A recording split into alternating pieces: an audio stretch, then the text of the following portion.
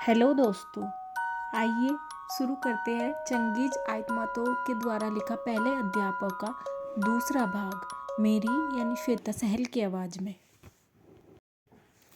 दुई सैन को मैं बहुत कम जानता था। मुझे याद है वह अधेड़ उम्र का ऊंचा लंबा बेडोल सा आदमी था, उकाब जैसी लटकती भौं वाला।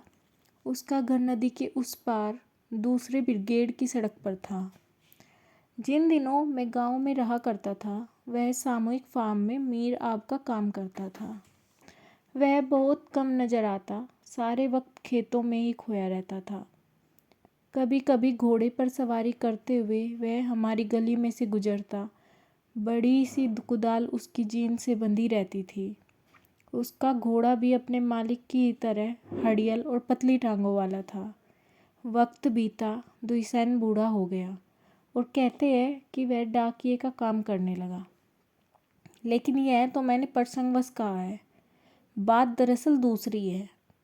उन दिनों कोई मेरी समझ के मुताबिक कोमसोमोल सदस्य काम में बड़ा जोशीला, जबान का धनी और गांव का सबसे सरगर्म आदमी होता था, जो सभाओं में भाषण भी दे सकता था और अखबार में कामचोरों और लुटेरों के बारे में लेख भी लिख सकता था। मैं इस बात की कल्पना भी नहीं कर सकता था कि यह दड़ियल चुप्पा सा आदमी कभी कोमसोमोल सदस्य रहा होगा। और सबसे ज़्यादा हैरानी की बात तो यह थी कि बच्चों को पढ़ाया करता होगा, जबकि वह खुद भी बहुत कम पढ़ा लिखा था। यह कैसे हो सकता था? मेरे दिमाग में यह बात नहीं बैठती थी। साफ साफ कहूँ तो मैंने समझा कि यह भी उन मनगढ़ंत कहानियों में से एक होगी जो हमारे गांव में बहुत प्रचलित है। लेकिन जो बात निकली वह किस्से कहानी जैसी नहीं थी। पिछले साल की पतझड़ में मुझे गांव से एक तार मिला। मेरे हमवतनों ने मुझे नए स्कूल के उद्घाटन समारोह में भाग लेने के लिए आमंत्रित किया था। यह स्कूल सामूहिक फार्म ने अपने साधनों से बनाया था। मैंने फ़ौरन जाने का फैसला कर लिया। यह मुमकिन नहीं था कि ऐसे हादपूर्ण अवसर पर मैं घर बैठा रहूं। इतना ही नहीं, मैंने कुछ एक दिन पहले वहां जाने का निश्चय किया। मैंने सोचा मैं वहां घूमूंगा फिरूंगा, कुछ देखूंगा, नए रेखाचित्र तैयार करूंगा। पता चला कि आमंत्रित मेहमानों में अकादमिशियन सुलेमानोवना भी है और उनकी प्रतीक्षा की जा रही है। मुझे बताया गया कि वह 2-1 दिन वहाँ ठहरेंगी और वहीं से सीधे मास्को चली जाएंगी। मैं जानता था कि इस समय इतने विख्यात यह महिला बचपन में हमारे ही गांव से शहर गई थी। चूँकि मैं खुद भी शहर में रहता था, इसलिए मेरी उनसे जान पहचान हो गई थी। वह बड़ी उम्र की थी, शरीर गदरा गया था, खूब कसकर गूथे हुए बालों में सफ़ेद बालों की झलक मिलती थी। हमारे ही गांव की यह प्रतिष्ठित महिला विश्वविद्यालय में एक विभाग की संचालिका थी। दर्शन शास्त्र पढ़ाती थी, अकादमी में काम करती थी और अक्सर विदेशों में जाती रहती थी। वह बहुत ही व्यस्त रहती थी, इसलिए मुझे उन्हें निकट से जानने का अवसर नहीं मिला था। फिर भी जब कभी हम मिलते, वह ज़रूर हमारे गांव के जीवन के बारे में पूछती और मेरी रचनाओं के बारे में भी 2-1 शब्द अवश्य कहती। एक बार मैंने उनसे कहा, आल्तिनाई सुलेमानोवना, यदि आप कभी गांव का चक्कर लगाए तो बहुत अच्छा हो। अपने हमवतनों से मिलिए, वहाँ सभी लोग आपको जानते हैं, आप पर उन्हें बड़ा नाज है, पर वे केवल सुनी सुनाई बातों के आधार पर ही आपको जानते हैं। वे कहते हैं कि लगता है हमारी प्रसिद्ध वैज्ञानिक महिला अपने गांव का रास्ता भूल गई है, हमसे दूर रहना चाहती है। नेक ख्याल है, आल्तिनाई सुलेमानोवना ने उदासी से मुस्कुराते हुए जवाब दिया। मैं खुद बड़ी मुद्दत से कुरकुरेव जाने के स्वप्न देख रही हूँ। एक युग बीत गया वहाँ गए हुए। यह सच है कि अब मेरे अपने सगे संबंधी गांव में नहीं हैं, पर इस बात का कोई महत्व नहीं। मैं ज़रूर जाऊंगी, मुझे ज़रूर वहाँ जाना है। अपनी जन्मभूमि को देखने के लिए मेरा भी दिल तड़पता है। समारोह के दिन अकादमिशियन सुलेमानोवना देर से गांव पहुंची। स्कूल में जलसा शुरू होने ही वाला था। सामूहिक फार्म के किसानों को खिड़की में से उनकी मोटर कार नजर आ गई और वे सब के सब सड़क पर आकर जमा हो गए। परिचित और अपरिचित, बूढ़े और बच्चे, सभी उनसे हाथ मिलाने के लिए उत्सुक थे। शायद आल्तिनाई सुलेमानोवना को ऐसे स्वागत की आशा नहीं थी और मुझे लगा कि वह कुछ घबरा रही थी। छाती पर दोनों हाथ रखे हुए उन्होंने झुक झुक कर लोगों का अभिवादन किया और बड़ी मुश्किल से अध्यक्ष मंडल के मंच तक पहुंच पाई। जीवन में एक बार नहीं, अनेकों बार ऐसी घड़ियां आई होंगी जब उन्होंने छोटे बड़े जलसों, सम्मेलनों और कांग्रेसों में भाग लिया होगा और उनका आदर सत्कार किया होगा।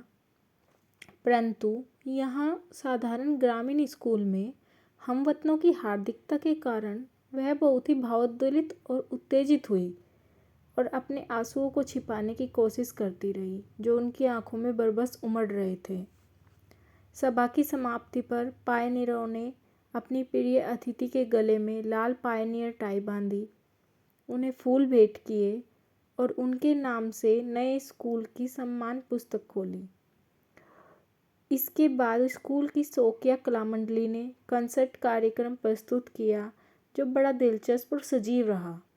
इसके पश्चात स्कूल के डायरेक्टर ने हम सबको, अतिथियों, अध्यापकों और सामूहिक फार्म के उत्साही कार्यकर्ताओं को अपने यहाँ आमंत्रित किया।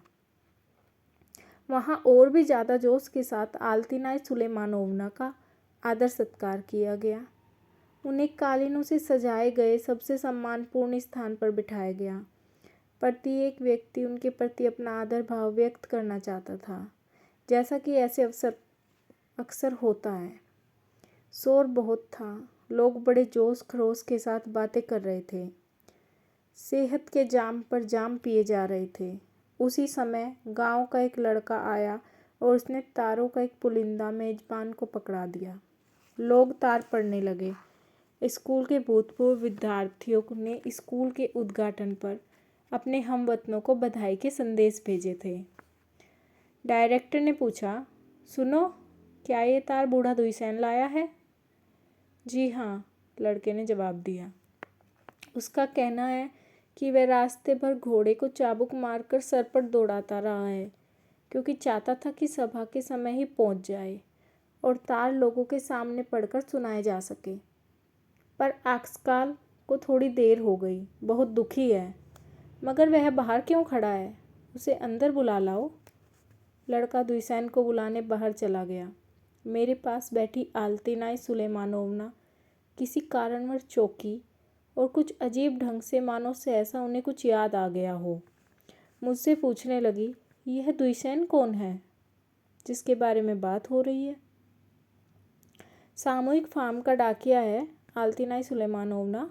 क्या आप बूढ़े दुईसैन को जानती है?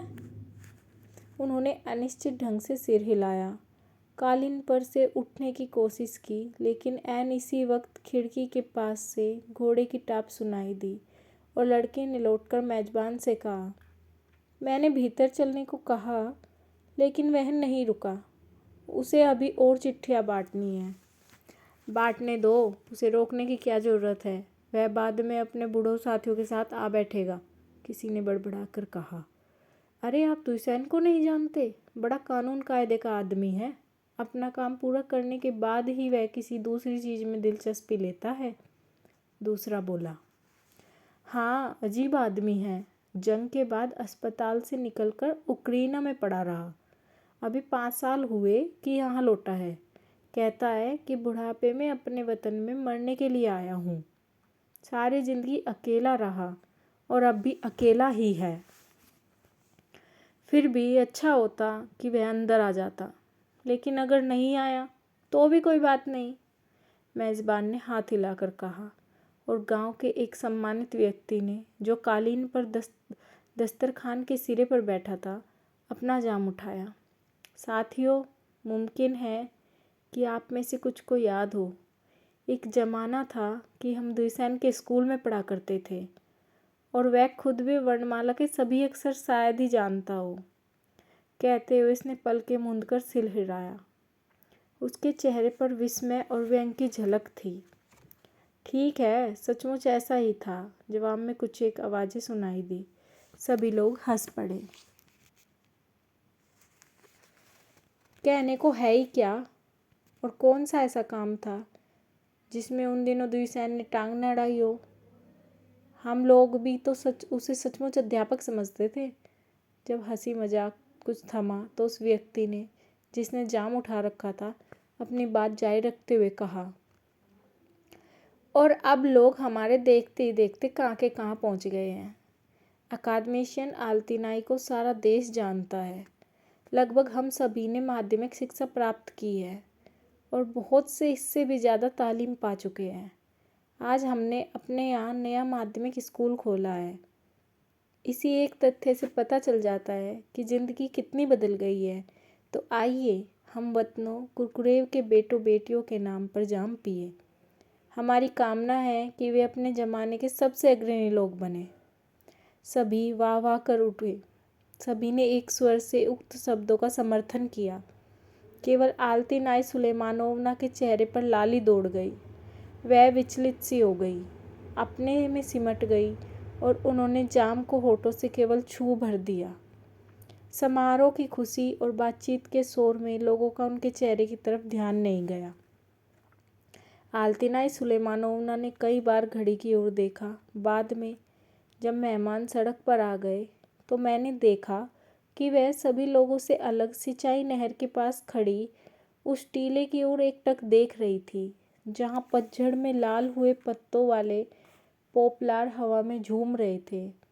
दूर धुंधलके में खोई स्टेपी की बैंगनी सीमा रेखा पर सूरज डूब रहा था। अस्त प्राय सूर्य के कांतिहीन प्रकाश में टीले पर खड़े पोपलारों के शिखर म्लान, अवसादपूर्ण नील लोहित आभा से ढके थे।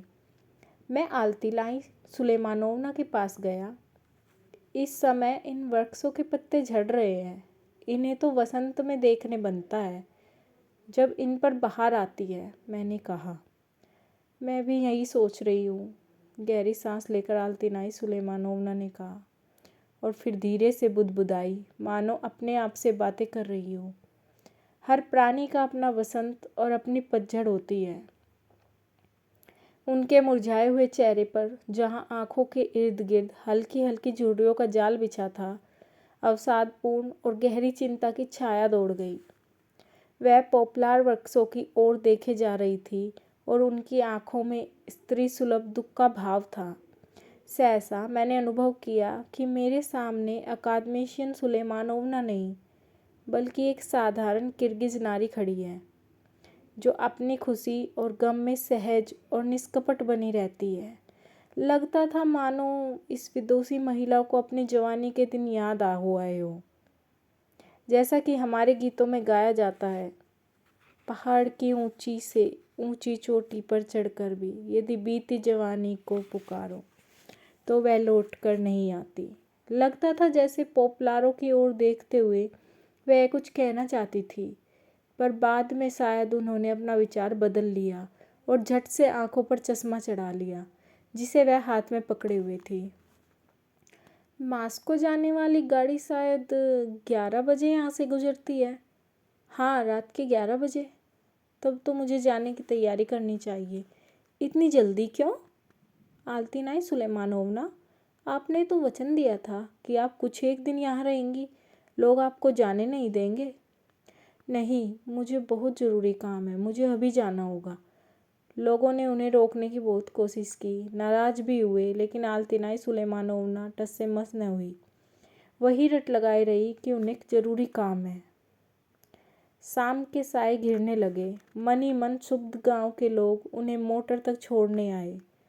उनसे वचन लिया कि वह दूसरी बार यहाँ कम से कम 1 हफ्ते तक रहेंगी। मैं आल्तिनाई सुलेमानोवना को स्टेशन तक पहुँचाने गया। आल्तिनाई सुलेमानोवना ने क्यों इतनी जल्दी जाने का निश्चय किया? अपने हमवतनों को यूँ नाराज़ करना, और वह भी ऐसे अवसर पर, मुझे बिल्कुल नासमझी की बात लगी। रास्ते में मैंने कई बार उनसे इस बारे में पूछना चाहा, लेकिन साहस नहीं बटोर पाया। इस डर से नहीं कि ऐसा करने से बेअदबी जाहिर होगी, बल्कि इसलिए कि मैं समझता था कि वह अपने दिल की बात किसी से नहीं कहेंगी। सारा रास्ता वह चुपचाप बैठी और किसी गहरी सोच में डूबी रही। स्टेशन पर मैंने आखिर पूछ ही लिया, आल्तिनाई सुलेमानोवना, न जाने क्यों आप उदास लग रही है। क्या हमसे कोई भूल हो गई है?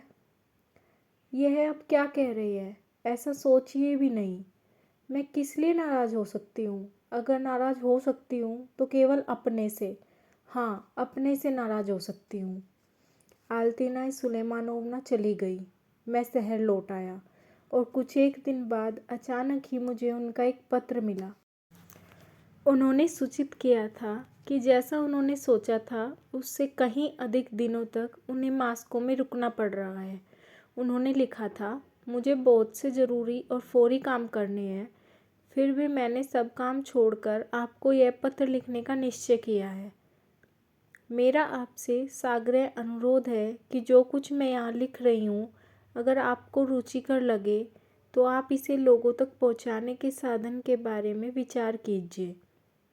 मैं समझती हूँ कि इसकी न केवल हमारे ग्रामवासियों को बल्कि सारी जनता को भी ज़रूरत है, विशेष रूप से युवक युवतियों को। मैं बड़े सोच विचार के बाद इस नतीजे पर पहुँची हूँ।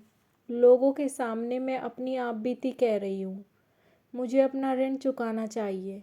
जितने अधिक लोगों को इसका पता चलेगा उतना ही कम मैं संताप की आग में जलूँगी। मुझे कठिन परिस्थिति में डालने से घबराइए नहीं, कुछ भी मत छिपाइए। कई दिन तक उनका यह पत्र मेरे मन पर जैसे छपा रहा और मैं सोचता हूँ यही ज़्यादा उचित होगा कि मेरी इस कहानी को स्वयं आल्तिनाई सुलेमानोवना के शब्दों में ही जारी रखा जाए।